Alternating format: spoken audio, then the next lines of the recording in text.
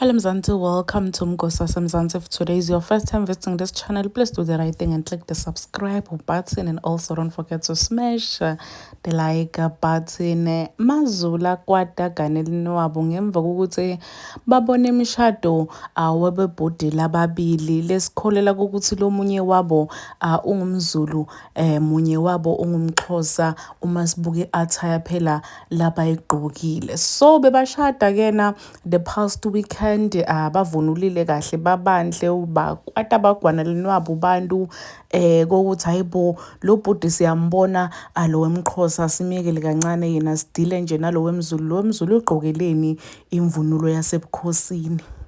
Mabasho bongizwe mchunu nalabatiko labati imvunulo yemaZulu kuthiwa le mvunulo lena layigqokile imvunulo yasebukhosini. So they are saying ukuthi asitabane ugqoka kanjani imvunulo yasebukhosini noma ngabe unemali yokuthenga yonke imvunulo yasebukhosini iphelele. There was no need kokuthi ayigqoke koqala futhi bangqolisa live because usitabane. Everyone is just saying ukuthi why agqoke le mvunulo lena ekubeni abe atibona ukuthi ungisesibhodi. Labanye bazange bayithandzele inkulumo yangizwe mchunu kanti labanye bebavumelana nayo basho ukuthi hayibo nabo bakwate baganeleni wabo ngemva kokuthi bawubone lama picture nema video lomshado circulator lapha etinkundleni tokuxhumana. Kaningi ngimfakile ngizwe mchunu navusi Mongwe bayatikhulumela bona baqhaza ukuthi baqabangani ngalabo bhodi lababili labebashada, because bakhona unkosi yambali bebasho ukuthi hayi cha, there's nothing wrong with loku. Some even saying ukuthi no, lo mfana probably he's not Zulu, but makakhuluma lapha kuma video vele usounda ngathi akasuye mZulu, ngathi umpedi something, but usounda nje ngathi akasuye mZulu. So bantu batibuta ukuthi if he's not Zulu then why agqoke imvunulo yemaZulu. Hi, shubile guys. Please do comment what you think below down on the comment section. Don't forget to hit the notification bell. I will see you on the next one. I'm signing out. So goodbye. Ngizwe mchunu uyakhala ke nalamanye amaZulu ngemva kokuthi kubonakale magay ashada agcoke imvunulo lomnye bayagcoka imvunulo yesiZulu, lomnye bayagcoka imvunulo yesiXhosa. Bathi no, asifuni ukugcila kakhulu ngale kulo wesiXhosa, sifuna kubuka lo logcoke isiZulu. Ugcoke imvunulo yethu wayigcoka yaphelela, and le mvunulo ayigcokile yasebukhosini yenkosi yasimvunulo yokudlala, but yena uyati ukuthi akasindodza le straight, uyindodza lesa slay queen, but usutela imvunulo yethu lokho kukudzelela imvunulo yethu. Asimvunulo ukuthi ungayigcoka le ube unama period pain. So wena nayo indodza lo ngathi awukemi kahle, phuma kule mvunulo yethu. Khulume njalo waze wathi no cha, inkinga kahle nguSomizi, inkinga kahle ngithabo Mbeki labavumelanini ukuthi no sebanika amalungelo, but hayi la kule mvunulo yethu.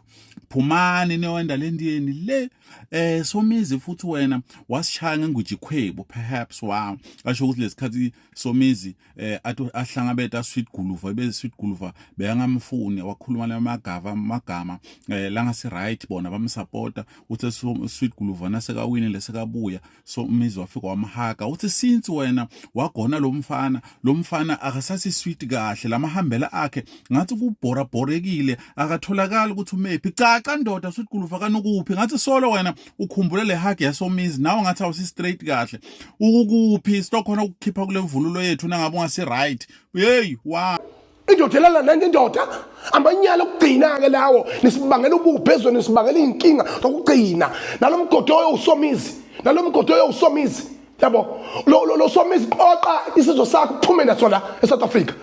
Sizolncwasa bukhoma ke manje ke sizolncwasa bukhoma weyitabani wezinja wemgodoyi uSweet Guluva ethu imvunulo iyo yonke into igugu la kwaZulu jikelele. Lo mgodoyi wesitabani asifune ngisho inhlawulo kodwa simfisela nje ke ubhubhane ukuthi azokwazi ukuthi ke lesi sitabani sithatha imvunulo iphelele kwaZulu.